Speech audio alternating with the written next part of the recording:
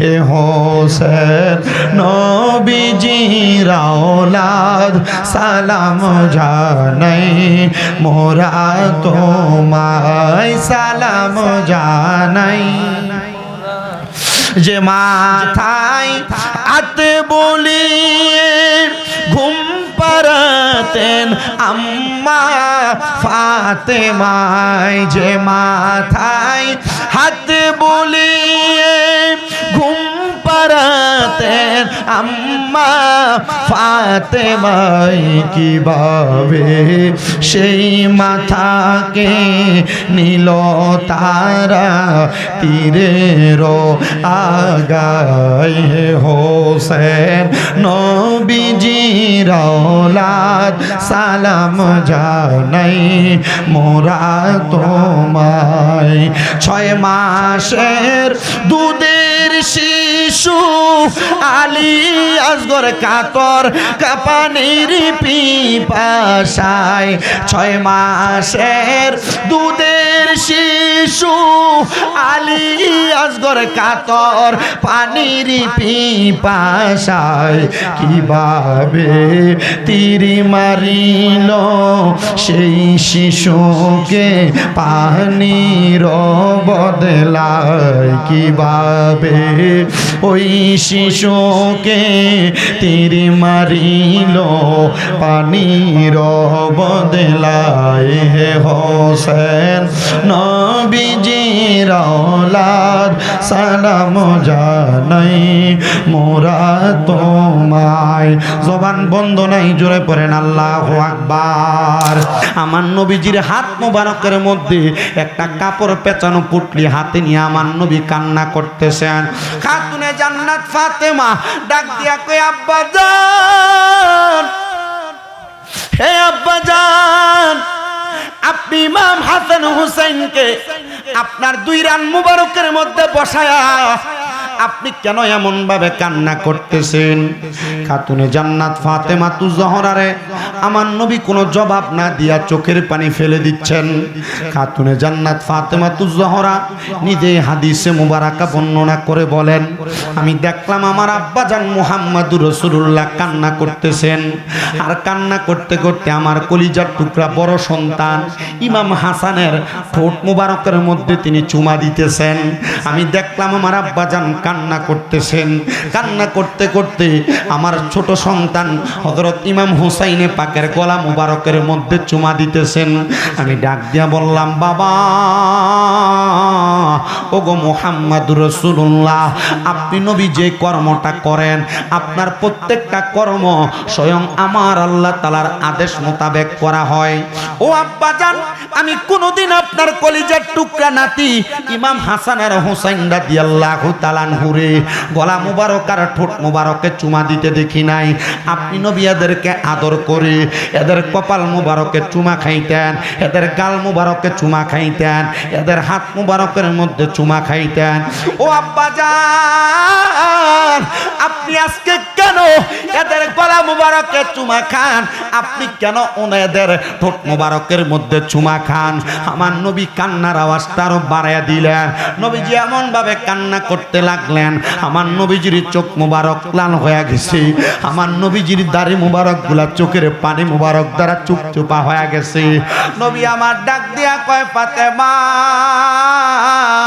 জানুনি গো আমি কেন কান্না করি অল্প কিছুক্ষণ পূর্বে আমি নবীর কাছে মুআল্লিমুল মালাইকা হযরত জিবরাইল আলাইহিস সালাতু ওয়াস সালাম আগমন করেছে হযরত জিবরাইল যখন আমি নবীর সামনে আগমন করছে গো আমার আল্লাহ খবর পাঠাইছে আমি নবীর কলিজার টুকরে 2 জন নাতিকে আমার আল্লাহর ওয়াস্তে কুরবানি কইরা দেওয়া লাগবে খাতুনে জান্নাত কান্দে আর ডাক দিয়া কয় আব্বা জান আপনি কি আমার আল্লাহর কাছে ফরিয়াদ জানান নাই আমার নবী কয় ফাতেমা আমি আমার আল্লাহর কাছে ফরিয়াদ জানাইছি আমার এই 2 জন নাতিরে যেন আমার আল্লাহ না নিয়ে যায় ও আব্বা কেন বলছেন গো কেন বলছেন আমার নবী ডাক দিয়ে কয় ফাতেমা আল হাসান ওয়াল হুসাইন সাইয়্যিদা শাবাবি আহলিল জান্নাহ, আমার কলিজার টুকরা দুইজন নাতি জান্নাতের যুবকদের সরদার।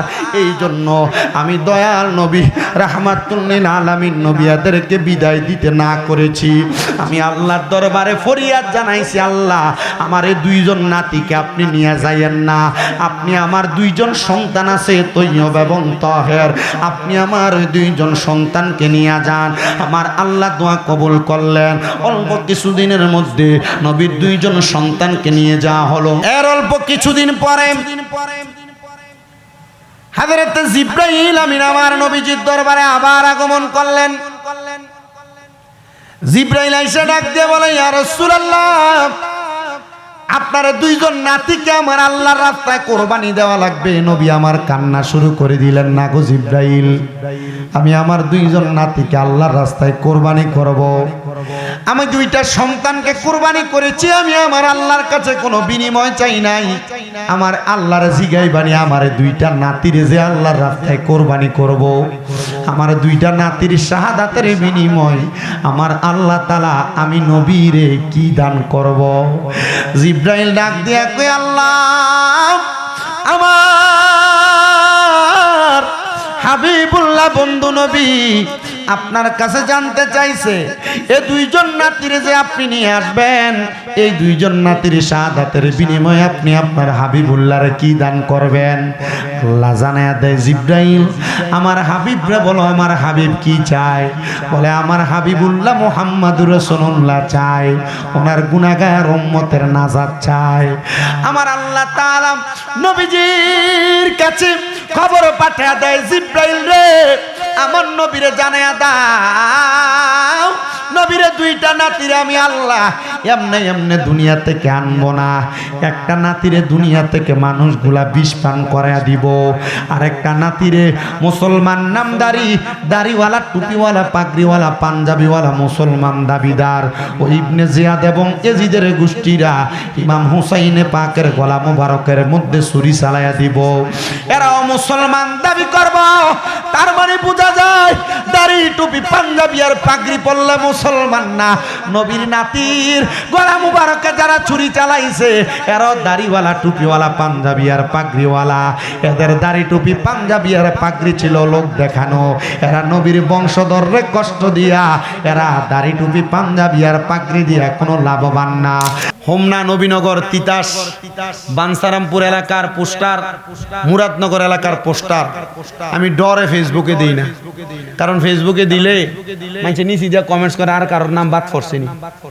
কারণ আমি এটারে যদি গন্তাম যাই মোটামুটি নাম কি কম পড়ছে, এমন মাহফিল 14টা করুন যাবো এরা যদি টেহা দেয়। আলহামদুলিল্লাহ আল্লাহ তাআলা জান্নাতের বাগানে আমাদের সবাইকে আসার বসার তৌফিক এনায়েত করেছেন। সে মহান মনিবের শুকর গুজার করে জবান খুলে উচ্চ কণ্ঠে পড়ি আলহামদুলিল্লাহ। আচ্ছা, আপনারা যে দূরে বসে আছেন, আমি তো ওয়াজ করার মতো আপনাদেরকে ধরেন মোহাব্বত নিয়ে কথাগুলো বলতে হবে। এখন মোহাব্বত নিয়ে যে কথা বলবো, মোহাব্বত নিয়ে কথা বলার পরিবেশ আপনারা আমার তৈরি করে দিতে হবে। এই যে আমার যুব সমাজের ভাইয়েরা, এই যে আমার মুরব্বী বাবারা, আপনারা যারা পেছনে আছেন কষ্ট করে একবারে কাছাকাছি এসে বসেন, একবারে কাছাকাছি এসে বসে। এখনো শোনে না, আপনারা যদি এখন আমার কথা না শোনেন, আগামী প্রধান বক্তা আসার আগ পর্যন্ত আমি যে বয়ান করব, এই বয়ান যে আপনারা শুনবেন এটার কোনো গ্যারান্টি নাই, ঠিক না হুজুর? এজন্য আপনাদেরকে আমি আবারও বলছি, আপনাদেরকে আপনারা সামনের দিকে আসতে হবে। সামনের দিকে আসলে আমি কথা বলতে আরাম পাবো। এখনো বোঝে নাই মনে হয়। আপনারা যারা আছেন আপনাদেরকে বলছি, পিছনে যারা আছেন আপনাদেরকে বলছি, কারণ এখানে লাখ লাখ শ্রোতা হবে কিন্তু আমার ওয়াজ মনোযোগ দিয়ে শুনবে না। আমার এমন 1 লাখ শ্রোতার দরকার নাই, কিন্তু আমার 2 হবে। আমার কথাটা মনোযোগ দিয়ে শুনবে, আমার শ্রোতা দরকার সেইটা। আপনারা যদি আমার কথাটা মনোযোগ দিয়ে শুনে আমার কথাটা বাড়িতে নিয়ে যান আর আপনার জিন্দেগিতে বাস্তবায়ন করেন, তাহলে আমার এই ওয়াজ দিয়ে লাভ হবে, আর নচেত কোনো লাভ হবে না। উপস্থিত হাজিরিন, আপনারা যারা এখানে উপস্থিত হয়েছেন, অল্প কিছুদিন হয় আমাদের কাছ থেকে বিদায় নিছে পবিত্র ঈদুল আজহা। যে ঈদুল আজহাতে আমরা কোরবানির মাধ্যমে আরবি 12 মাসের শেষ মাস পবিত্র জিলহজকে আমরা বিদায় দিয়েছি। সামনে আসতেছে পবিত্র মুহররমুল হারাম, সম্মানিত মুহররম মাস, যেই মাস আল্লাহ তাআলা মুহাম্মদুর রাসূলুল্লাহ সাল্লাল্লাহু আলাইহি ওয়াসাল্লামার উম্মত যারা তাদের কাছে একটা সুখের মাস, ঈমানের মাস, জিন্দনীয় ঈমানি দায়িত্ব পালনের মাস হিসেবে প্রকাশ করেছেন। কিভাবে? আরবি 12 মাসের প্রথম মাস শুরু হয়েছে একটা কোরবানি দিয়া, আবার আরবি 12 মাসের শেষ মাস শেষও হয়েছে কোরবানি দিয়া। আরবি 12 মাসের প্রথম মাস শুরু হয়েছে নবীর কলিজার টুকরা দহিত্র নাতি হযরত ইমাম হুসাইন রাদিয়াল্লাহু তাআলা আনহুর শাহাদাত দিয়া। আর আরবি 12 মাসের শেষ দিন, শেষ মাসের 10ম দিন শুরু শেষ হয়েছে হযরত ইসমাঈল জবিউল্লাহ আলাইহিমুস সালাম ওনার কুরবানি মহান আল্লাহর দরবারে দুম্বার মাধ্যমে কবুল করে। আপনারা যারা এখানে বসেছেন, আমি আপনাদের গাতার্থে বলছি, এই দুইটা কুরবানি দুই বিষয়। একটা কুরবানি আমলের বিষয়, আর একটা কুরবানি ঈমানের বিষয়। মারহাবা কন্যা। একটা কুরবানি ঈমানের বিষয়, আর একটা কুরবানি আমলের বিষয়। ঈমানের বিষয় যে কুরবানি, এই ঈমানটা হলো আমাদের মূল ধারাবাহিকতা। আমাদের ঈমানে যদি বিন্দু পরিমাণ দুর্বলতা থাকে, তাহলে আমরা কোনোদিন আমাদের দুনিয়া এবং আখিরাতের জিন্দেগি বাস্তবায়নে পরিপূর্ণতা অর্জন করতে পারবো না। তো ঈমানের জিন্দেগি পরিপূর্ণতা অর্জন করার জন্য আমাদেরকে কি প্রয়োজন? সে প্রয়োজনটা হলো আল্লাহ তাআলার পেয়ারা হাবিবের উপর নাজিল হওয়া কোরআনুল কারীমের মধ্যে আল্লাহ তাআলা আয়াতে কারিমা নাজিল করলেন, কুল্লা আসআলুকুম আলাইহি আজরান ইল্লাল মাওয়াদ্দাতা ফিল কুরবা। আল্লাহ বলেন, হে দুনিয়ার মানুষদেরকে জানায়া দিচ্ছেন, আমি তোমাদের কাছে তোমাদেরকে দুনিয়াতে সৃষ্টি করার কারণে কোনো বিনিময় চাই না। তো আল্লাহ আপনি কি চান? আল্লাহ বলেন একটা জিনিস চাই, আলাইহি আজরান ইল্লাল মাওয়াদ্দাতা ফিল কুরবা। যারা আমার হাবিবুল্লাহ নবী মুহাম্মদ মুস্তাফা সাল্লাল্লাহু আলাইহি ওয়াসাল্লাম নবীর নিকট আত্মীয়, আমি তাদের ভালোবাসা চাই, তাদের মুহাব্বত চাই। যদি তোমরা তাদেরকে ভালোবাসো, মুহাব্বত করো, তাহলে আমার ভালোবাসা হয়ে যায়। আর আমাকে ভালোবাসলে আল্লাহর ভালোবাসা হয়ে যায়। আল্লাহর ভালোবাসা যারা অর্জন করে তারা জান্নাতি হয়ে যায়। সুবহানাল্লাহ। তো এরা কারা? নবীর নিকটবর্তী আত্মীয় কারা? এদের ব্যাপারে আমাদেরকে একটু জানতে হবে। তো নবীজি রাহমাতুল লিল আলামিন নবীজি তিরমিজি শরীফের 19টা হাদিস আস-সাওয়ারিকুল মুহরিকা কিতাবের মধ্যে উল্লেখ করা হয়েছে। শামে কারবালা কিতাবের মধ্যে 11টা হাদিস উল্লেখ করা হয়েছে কিতাবের শুরুর দিকে, যে কি নবীজির নিকটাত্মীয় কারা। আমরা নামাজ পড়ি, নামাজ ফরজ, রোজা রাখি, রোজা ফরজ, হজ করি, হজ ফরজ, যাকাত দেই, যাকাত ফরজ। কিন্তু আমাদেরকে একটা জিনিস আমাদের দিমাগে রাখতে হবে, নামাজ, রোজা, হজ, যাকাত, দান, সাদকা, যত রকমের ইবাদত আছে, আমরা যদি সব ইবাদত করি, কিন্তু নবীর নিকটাত্মীয় যারা, নবীর বংশধর যারা, নবীর আহলে বাইতে রাসূল যারা, এদের প্রতি যদি আমাদের বিন্দু পরিমাণ সন্দেহ থাকে, খোদার কসম ঈমান থাকবে না, নামাজ রোজা দিয়ে কোনো লাভ হবে না। আপনারা কি আমার কথা বুঝতেছেন? তুমি তো বড় মানুষ, তুমি যদি দুষ্টামি করো তো ছোট মানুষ এত কান দুইটা নাচার কথা। আমি কথা বলতেছি, নবী পরিবারের মোহাব্বত যদি না থাকে, আহলে বায়াতের ভালোবাসা যদি না থাকে, নামাজ, রোজা, হজ, যাকাত, দান, সাদকা, তাসবিহ, তাহলিল, জিকির আজকার সব বৃথা। কেন? বলে আল্লাহ তাআলার প্যারা হাবিব বলেন, যারা আমার এই আহলে বায়াতকে কষ্ট দিল, তারা যেন স্বয়ং আমি রাসূলকে কষ্ট দিল।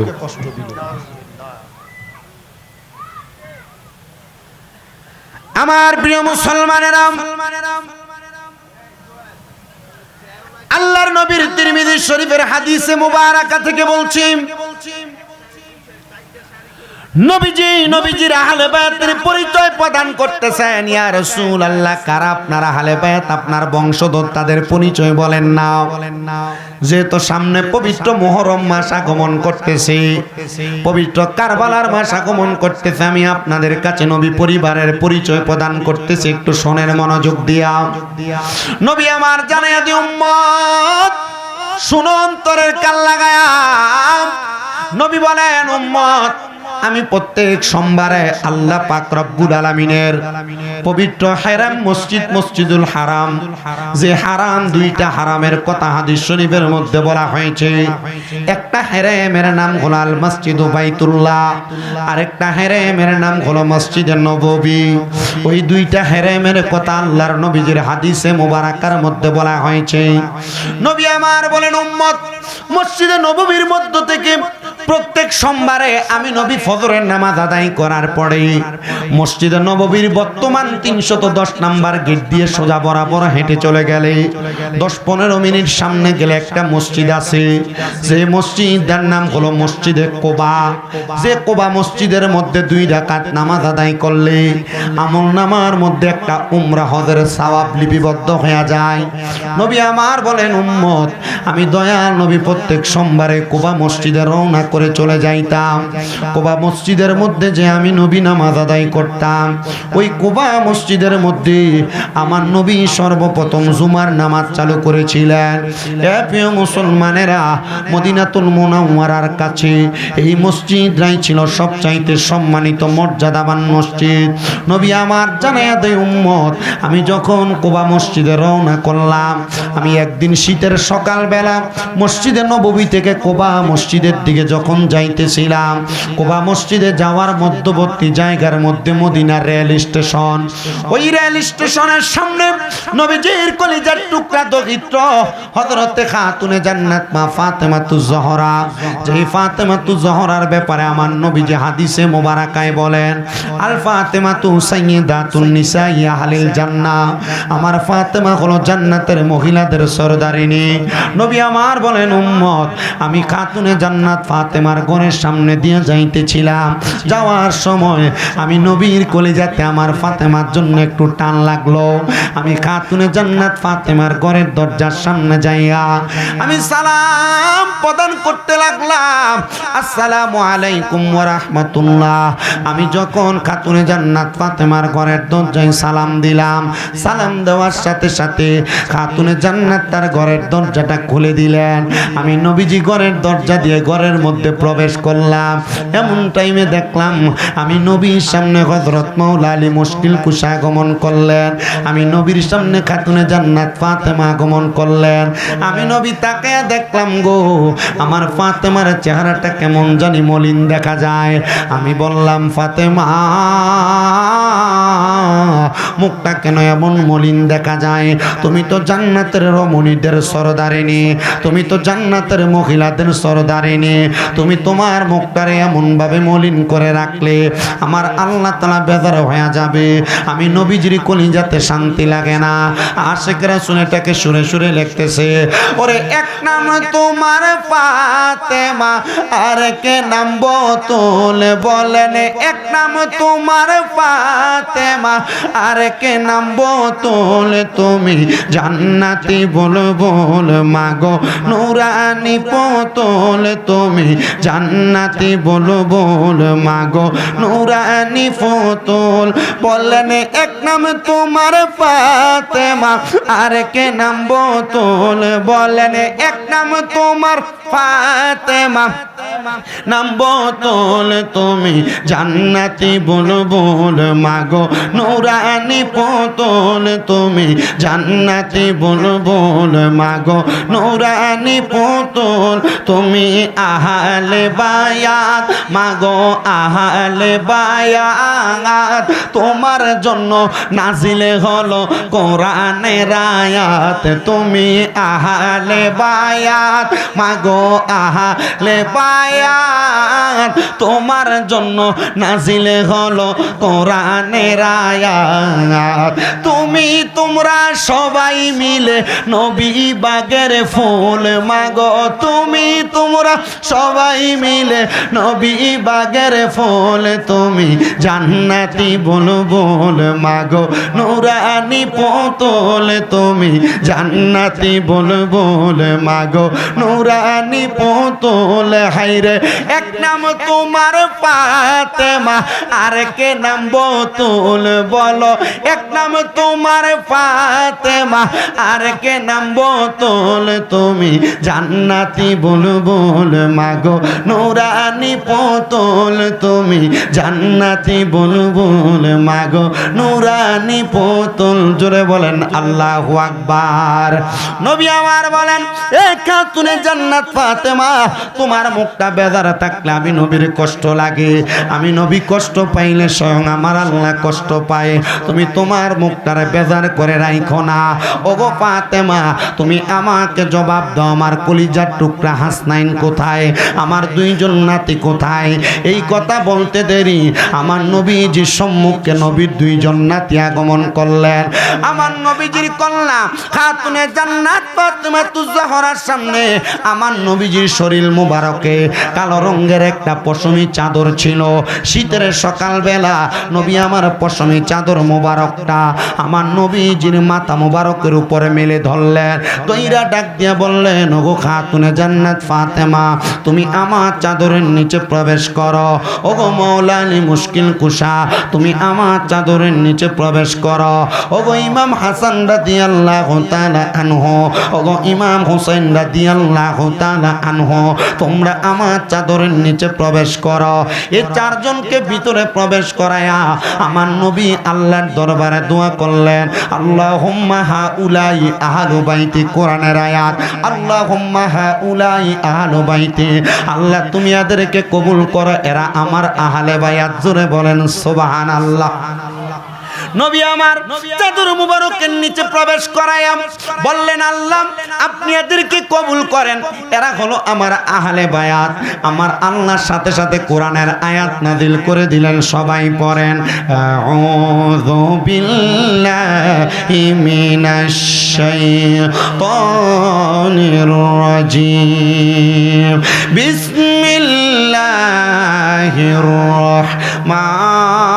রাহমানির রহিম, ইন্নামা ইউরিদুল্লাহু লিইয়ুযহিবা আনকুমুর রিজসা আহলাল বাইতি ওয়া ইউতাহহিরাকুম তাতহীরা।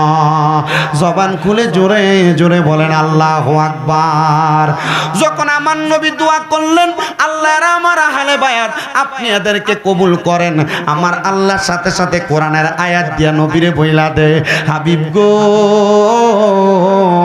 ও বন্ধু মুহাম্মদুর রাসূলুল্লাহ, নিশ্চয় যাহারা আপনার আহলে বায়াত, আমি আল্লাহ তাআলা আপনার আহলে বায়াতের ভিতর থেকে সমস্ত প্রকার পাঙ্কুলতা ও অপবিত্রতা দূর কইরা ওয়া ইউতাহহিরাকুম তাতহীরা, আমি আল্লাহ এদেরকে পবিত্র বানায়া দিছি।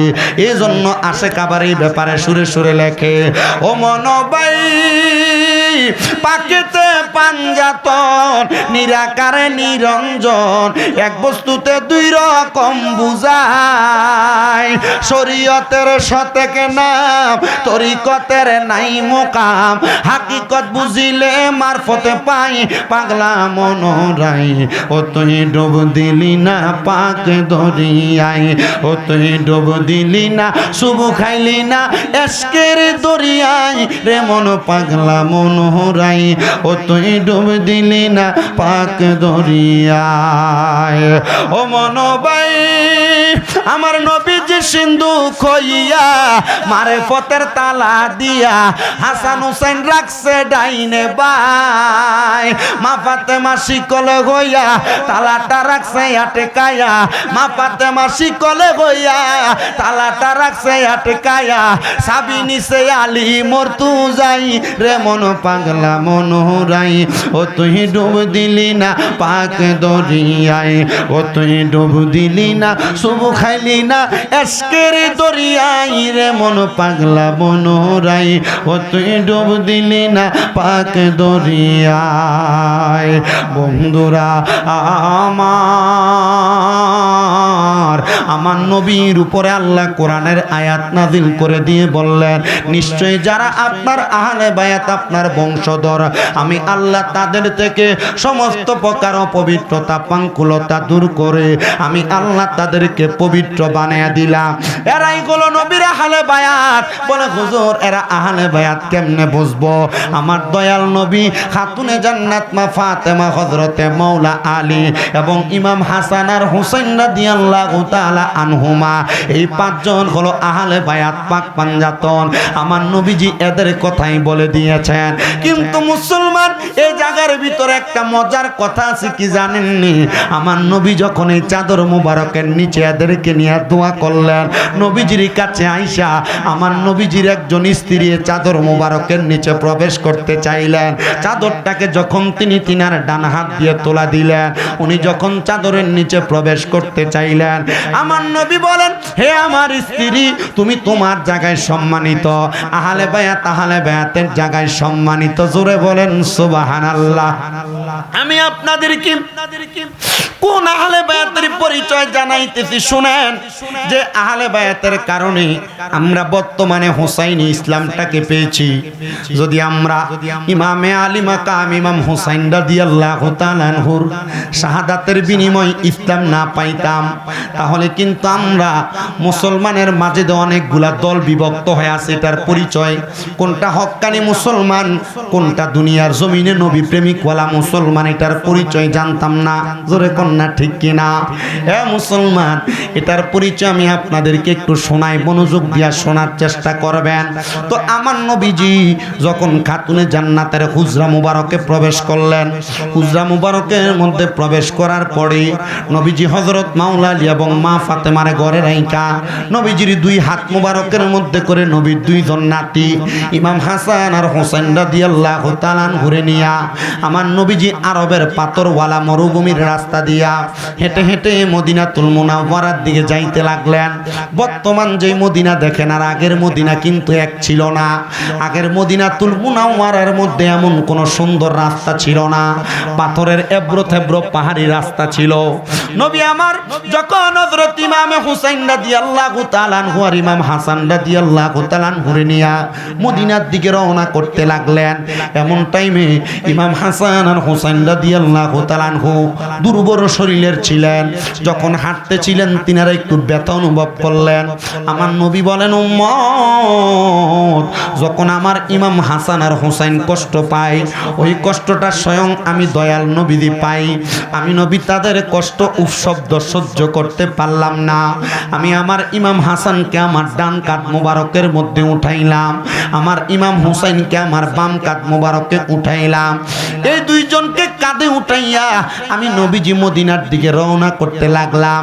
এমন টাইমে বনু হাশেম গোত্রের একজন লোক, হেজাজে যার বাড়ি, সে আইসা আমার পেছন থেকে বলতেছে, হাসান হুসাইনের ভাগ্য কত ভালো, তারা বড় একটা দামি সাওয়ারের উপরে সাওয়ারি হয়েছে। নবী বলেন, আমি নবী কি করতে লাগলাম জানো?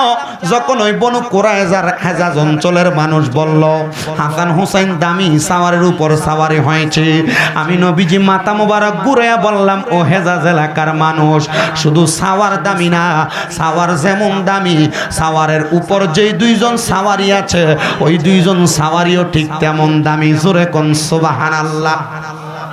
কি বলছে বুঝছেন আপনারা? যখন নবীজির দুইজন নাতিকে, একজনকে ডান কাঁধ মুবারকে একজনকে বাম কাঁধ মুবারকে উঠাইছেন, উঠে যখন নবী হাঁটেন, বনু কুরাইজার হেজাজ অঞ্চলের এক বংশীয় বাসিন্দা বলেন, হাসান হুসাইনের ভাগ্য বড় ভালো, তারা যে সাওয়ারের উপর সাওয়ারি হয়েছে এই সাওয়ারটা খুব দামি।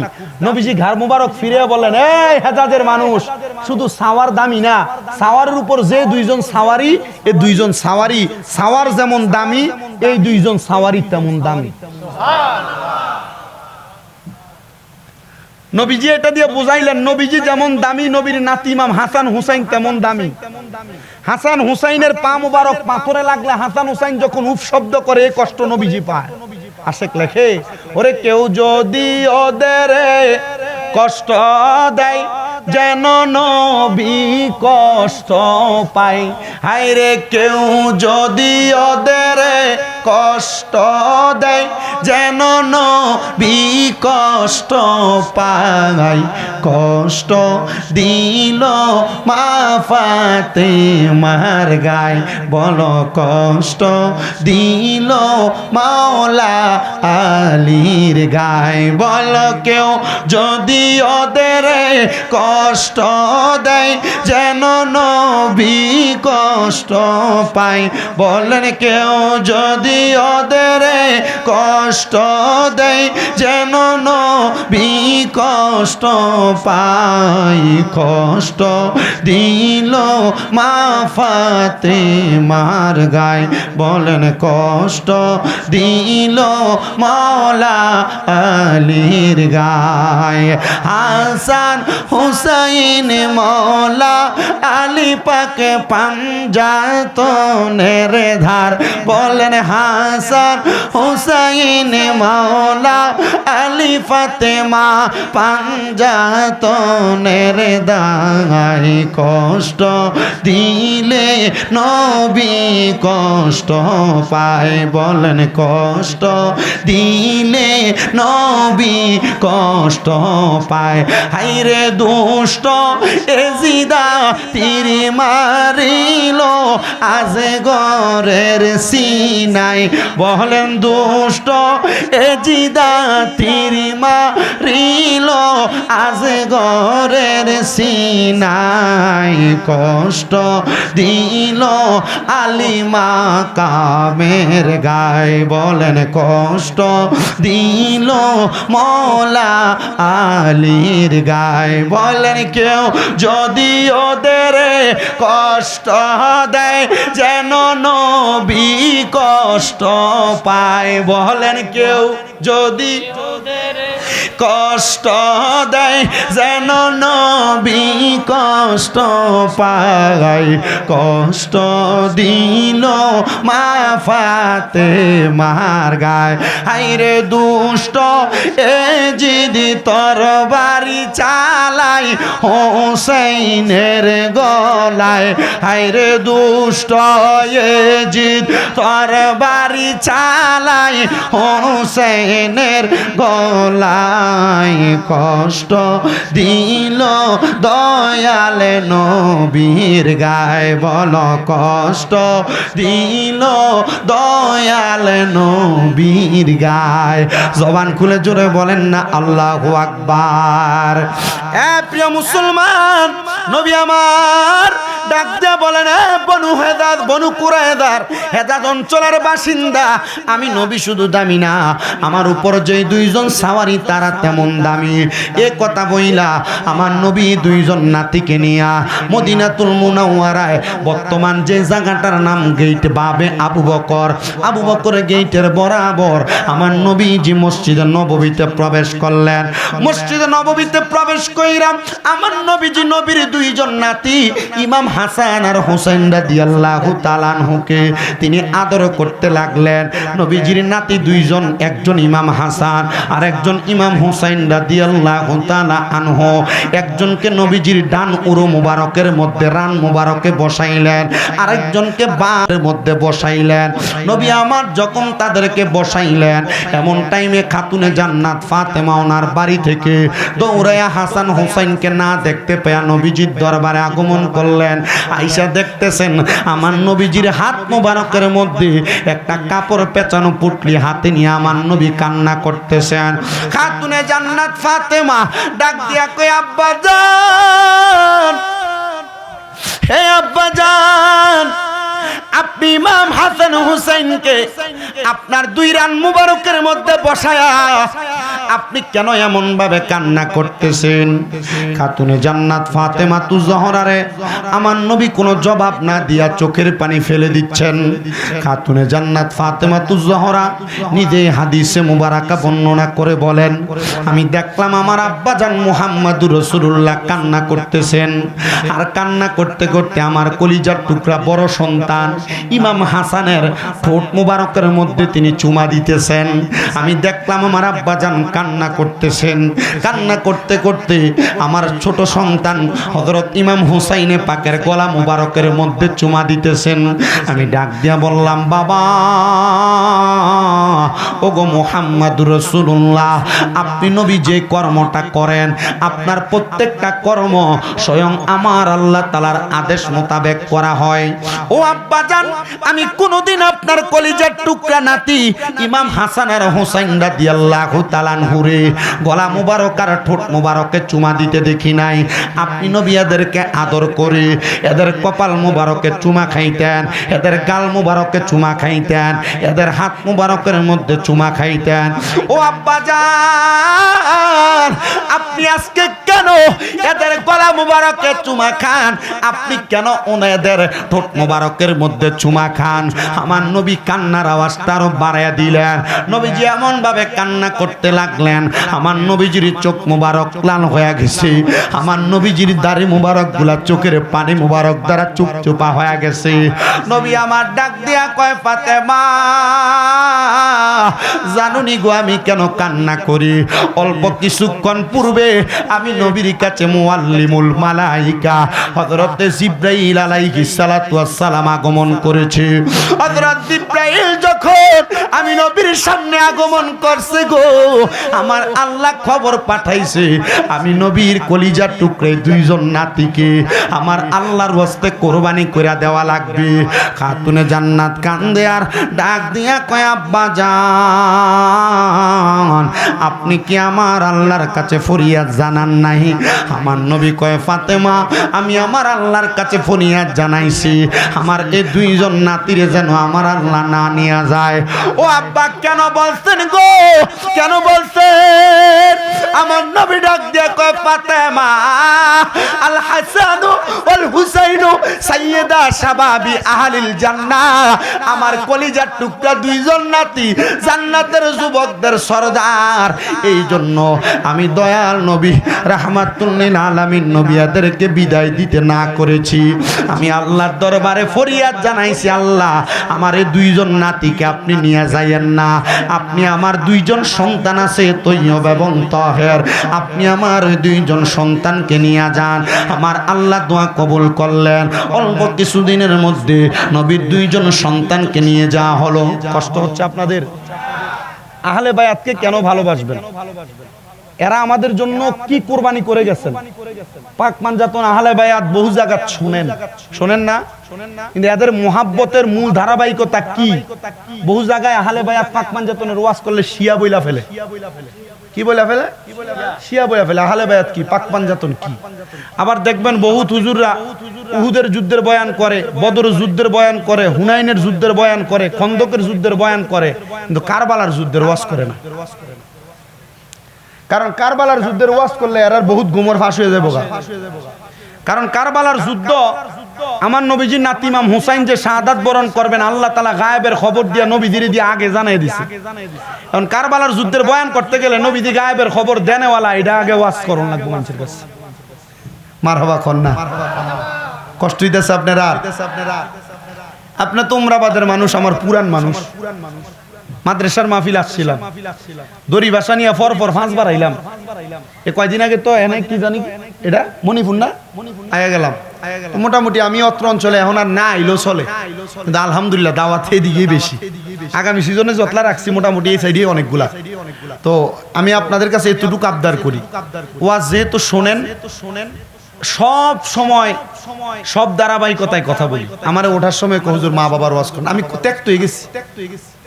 আর মা বাবার ওয়াজ না করে এত ওয়াজ করি মা বাবার। গত সিজনে 266টা মাহফিলের মধ্যে 212টা মাহফিলের ভিতরে মা বাবার ওয়াজই করলাম।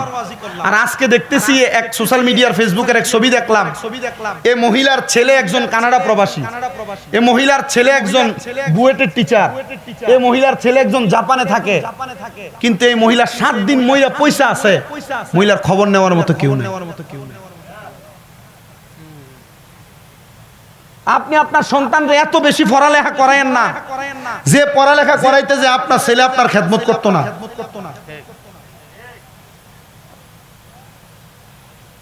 আপনি আপনার ছেলে মেয়েকে এতটুকু শিক্ষিত বানায়েন না যে শিক্ষিত বানানোর পরে আপনার ছেলে মেয়ে আপনার বাপ বইয়া সমাজে পরিচয় দিতে লজ্জাবোধ করে। আপনি আপনার ছেলে মেয়েকে এতটুকু গ্রাজুয়েট পার্সন বানায়েন না যে ছেলে মেয়ে আপনারা ফালাইয়া ঢাকা শহরে আর বিদেশে যেয়ে বসবাস করব, আর আপনি মা বাপ গ্রামের বাড়িতে ফসবেন।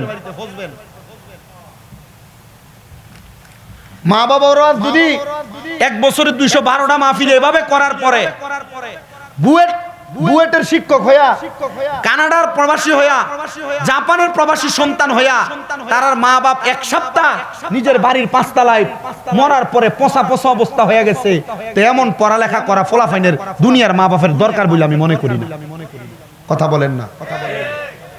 আমি বাংলাদেশ সরকারের কাছে এই ঘটনার নিন্দা জানাই একটা আবদার করছি সোশ্যাল মিডিয়ার মাধ্যমে। কুমিল্লার 2 আসন হোমনা তিতাস এলাকা থেকে যে বাংলাদেশে এমন একটা আইন করেন যে সন্তান তার মা বাপরে বাদ দিবে না, যে সন্তান তার মা বাবার সাথে অসৎ আচরণ করবে, যে সন্তান তার মা বাবাকে বৃদ্ধ বয়সে ভরণ পোষণ দিবে না, এই সন্তানকে মা বাবার ভরণ পোষণ না দেওয়ার কারণে কারাদণ্ড দিয়ে তাকে শাস্তি প্রদান করা হবে।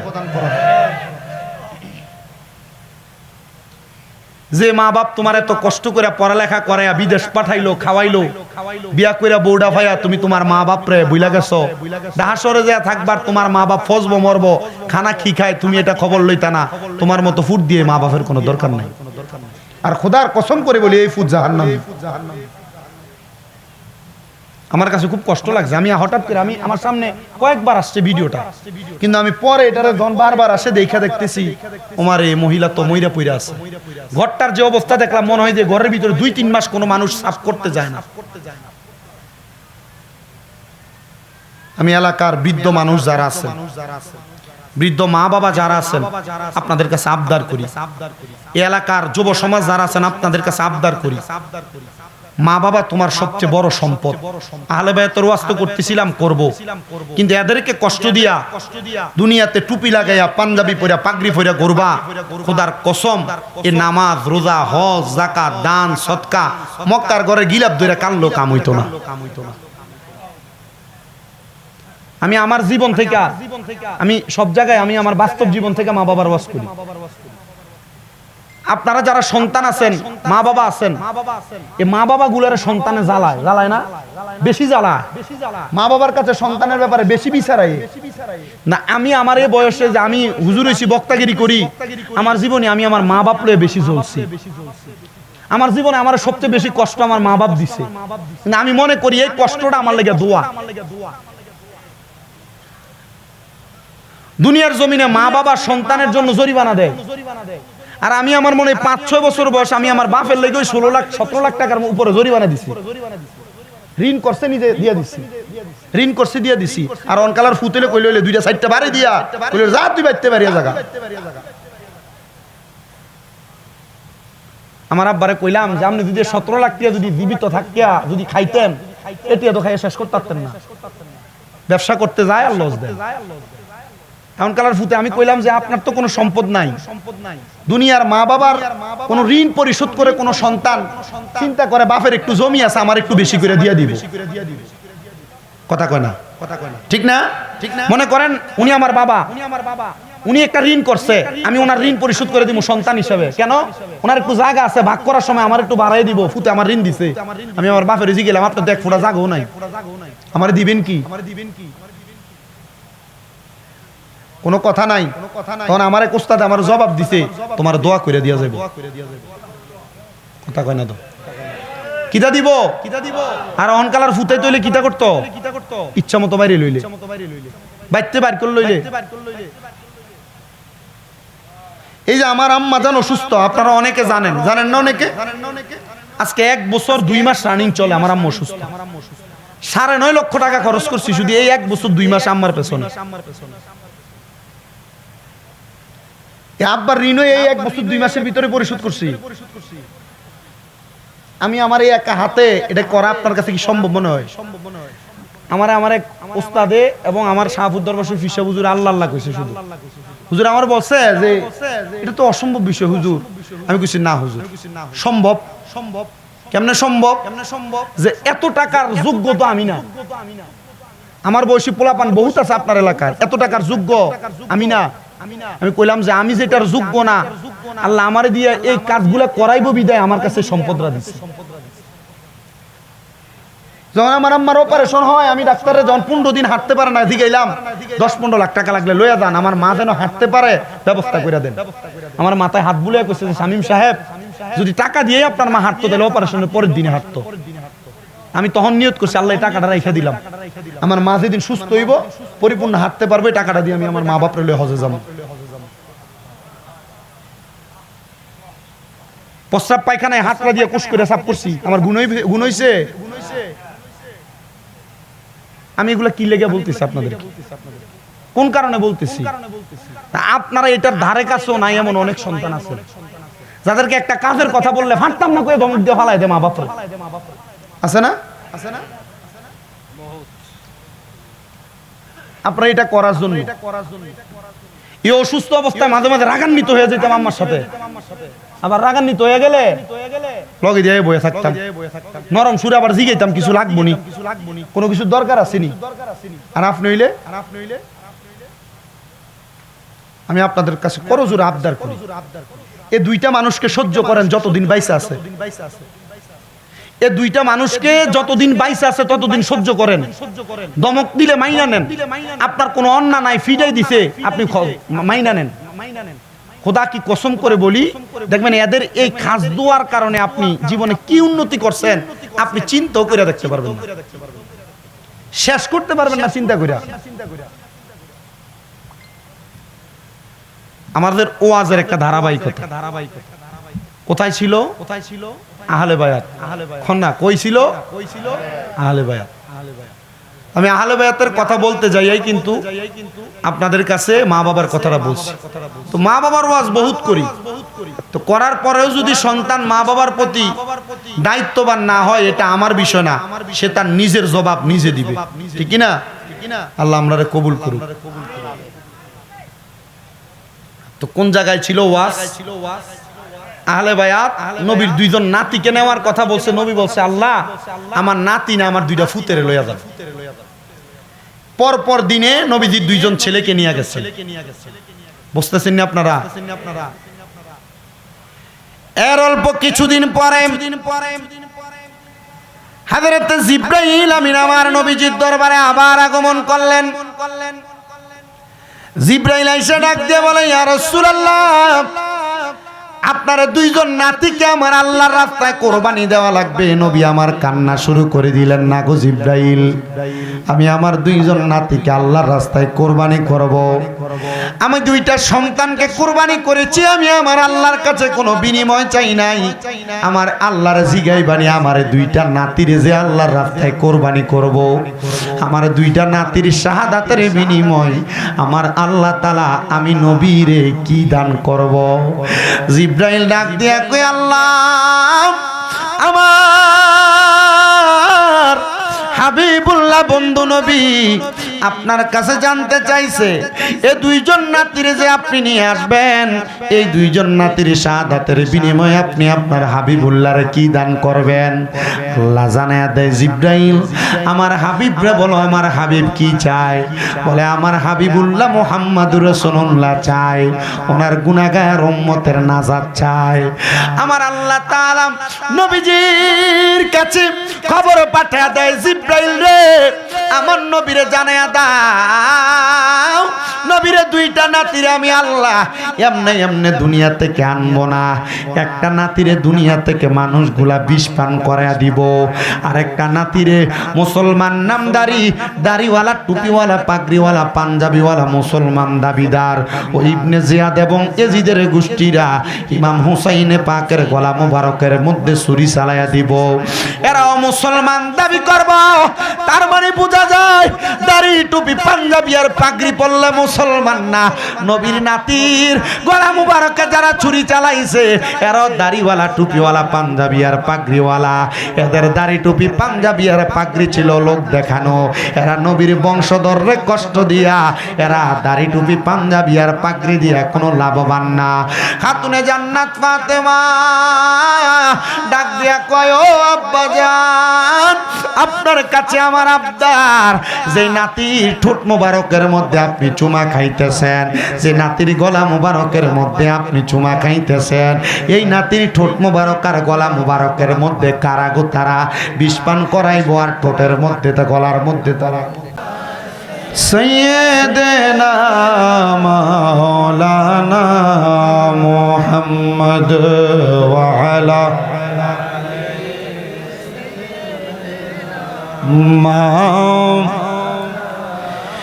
যে গলায় চুমু খেতেন আল্লাহর হাবিব নবী মুস্তাফায়, যে গলায় চুমু খেতেন আল্লাহর হাবিব নবী মুস্তাফায়, কিভাবে সেই গলাতে এজিদের দল তলোয়ার চালাই, হে হোসেন নবীজির औलाद সালাম জানাই, মোরা তোমায় সালাম জানাই।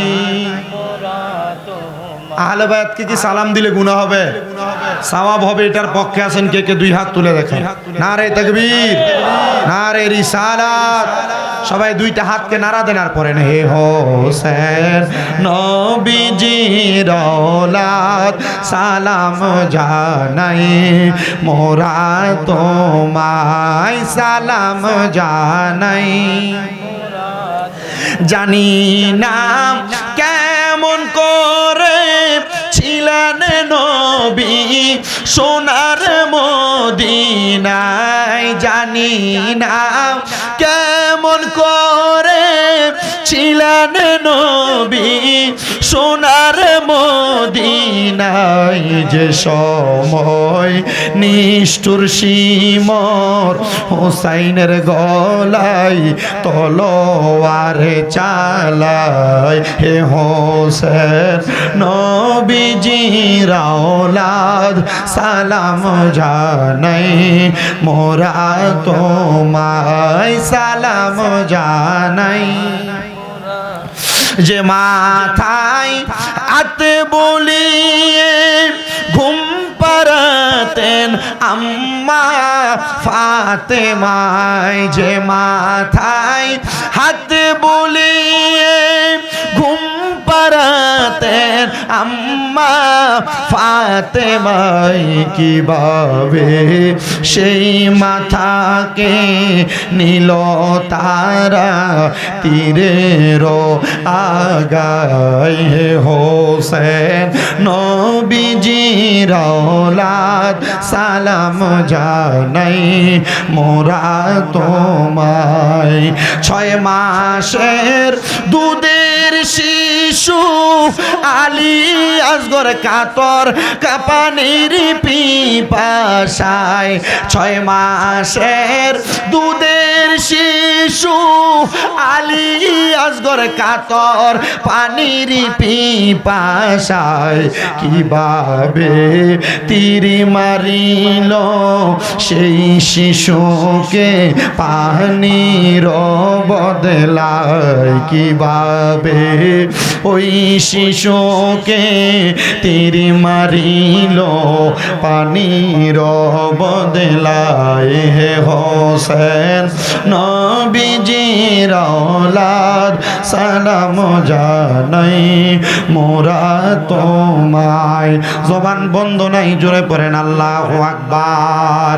তো আমি আপনাদেরকে যে কথা বলতেছিলাম সেই কথা থেকে আমি আমার আলোচনার ইতি টানবো। মুসলমানেরা, আল্লাহর নবীজির কলিজার টুকরা দুইজন নাতিকে যখন নিয়ে যাবে খাতুনে জান্নাত মা ফাতেমার কাছে বলা হলো, খাতুনে জান্নাত ফাতেমা কান্না করে আর ডাক দিয়ে বলেন, ওগো আমার কলিজার টুকরা আব্বা জান, দুইজন নাতিকে যে নিয়ে যাবে আমার আল্লাহ তাআলা এই দুইজন নাতির শাহাদাতের বিনিময় কি প্রদান করবে আমার নবীকে আমার আল্লাহ তাআলা জানিয়ে দেয়, ওগো হাবিবুল্লাহ বন্ধু মুহাম্মদ মুস্তাফা, আপনার কলিজার টুকরা নাতি ইমাম হুসাইনের যত ফোঁটা রক্ত মুবারক মাটির মধ্যে পড়বে, প্রত্যেক ফোঁটা রক্ত মুবারকের বিনিময় আপনার প্রত্যেকটা গুনাহগার উম্মতদেরকে আমার আল্লাহ নাজাত প্রদান করবে। জোরে বলেন সুবহানাল্লাহ।